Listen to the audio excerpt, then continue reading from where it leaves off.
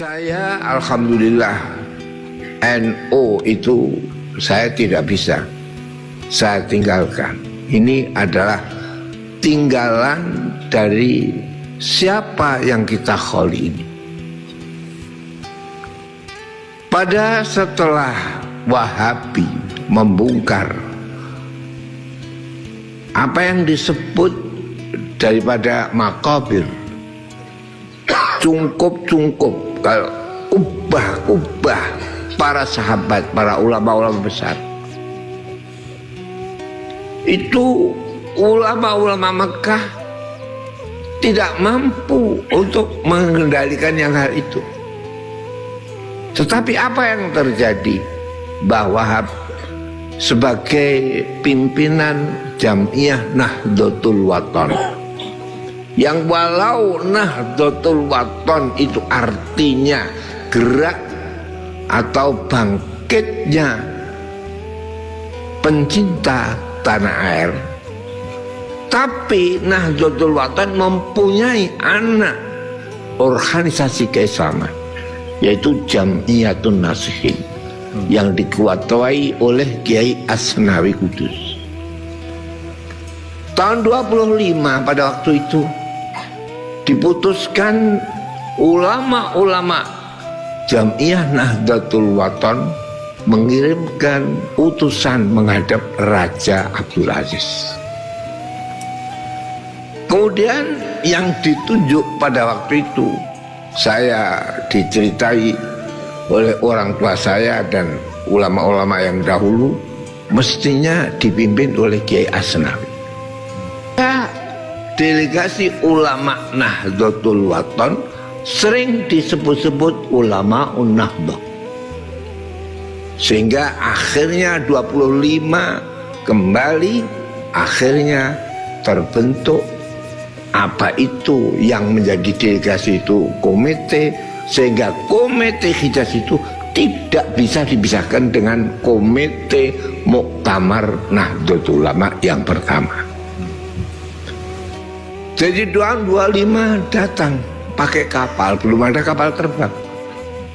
Datang Januari akhir tanggal 27 atau 27 dilangsungkan pertemuan ulama-ulama, dan itu dianggap sebagai muktamar pertama Nahdlatul Ulama.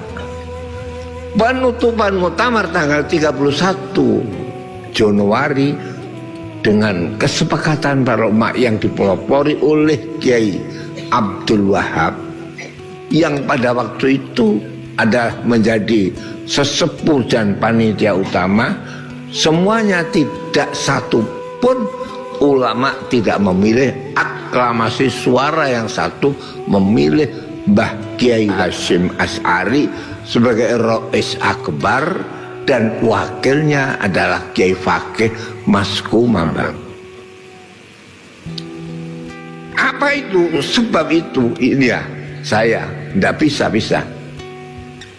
Sebab muridnya Mbah Kiai Fakih Mas Kumambang itu yang paling utama adalah ayah saya. Pondok pertama sampai menjadi besar ayah saya menjadi murid Kiai Fakih Mas Kumambang. Sehingga apa yang terjadi, Mbah Wahab itu ayah saya tidak bisa, segala apapun gerak-gerik Mbah Wahab itu yang diikuti. Sampai pada akhirnya bapak saya madrasah saja itu dahulu dinamakan Madrasah Nahdlatul Wathon. Itu madrasah yang ada di Pondok Sarang. Dan saya ganti sekarang Ghazaliyah, sebab mengingat siapa yang mendirikan pondok adalah Kiai Ghazali. Mbah Kiai Wahab ada kayak begitu. Jadi al-arwahu junudun mujannadah, fama ta'arafat ikhtalafat, wama tanakarat ikhtalafat. Jiwa itu adalah sebagai kayak bala tentara yang dikuatkan, yang disatukan. Tidak bisa satu sama lain berpisah dan tidak drap yang satu. Derap yang satu inilah menunjukkan suatu kekuatan. Baghdad yang begitu besarnya kekayaan minyak, kekayaan ilmu dahulu, apa yang terjadi dikalahkan dengan Amerika. Sebab derapnya itu tentara adalah Amerika. Baghdad itu tentaranya podo karo, jadi kadang siap merokok, itu tentara. Ini Mbah Wahab itu nggak bisa. Apa sebab? Sebab ayah saya adalah yang dekat dengan Kiai Fakih Mas Ngembang, dan Kiai Wahab satu-satunya ulama yang dekat dengan Mbah Hasim. Sehingga pernah saya ceritakan di sini, tapi tidak akan saya jelaskan di majelis ini, pernah bertemu 6 mata antara Mbah Wahab, ayah saya, dan Mbah Hasim Asy'ari. Ini Mbah Wahab adalah komite Hijaz menjadi komite Muktamar. Mbah Wahab satu-satunya ulama yang oleh ayah saya di mana saja mesti saya ikuti itu Mbah Wahab. Sampai ada NU keluar dari Masyumi jadi partai, itu Mbah Wahab. Bapak saya pertama kali saya harus ikut Mbah Wahab. Jadi pemilu tahun 55 akhirnya berdirilah NU tahun 53 sebagai partai politik, 55 ikut pemilu, dan segala apapun putusan itu yang pecah antara kaum nasionalis dengan Islamis, akhirnya kalau tidak ada Wahab, taqabbalallah minna wa minkum taqabbal. Ini saya menyaksikan. Apa itu terjadi sampai ada peraturan partai harus berdasarkan sama satu. Tidak boleh ada partai yang berdasarkan Islam. Sehingga Mbah Wahab ikut. Apa itu terjadi? Kalau nggak ada Wahab, NU ya taqabbalallah minna wa minkum taqabbal. Jadi indah Mbah Wahab. Jadi NU jadi partai tahun 53 ikut pemilu 55, NU kampanye tahun 55 di Pondok Tebu Ireng. Sebelum hari H di Pondok Tebu Ireng, karena ada akui pada waktu itu, saya 3 hari sebelum Mbah Wahab datang, belum ada, saya mondok Tebu Ireng. Jadi saya pernah mondok Tebu Ireng 3 hari. Habis akhirnya kampanye NU di Pondok Tebu Ireng, saya ikut. Mbah Wahab pulang, saya ikut pulang. Ini. Jadi saya alhamdulillah saya sudah berjanji, saya memang ya NU, dan NU-nya ya Wahabi, tapi Wahabi bukan Wahabi Mekah, tapi Wahabi tambah beras.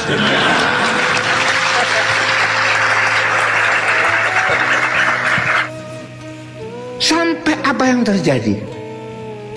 Jadi Mbah Hasim tidak bisa dipisahkan dengan Mbah Wahab.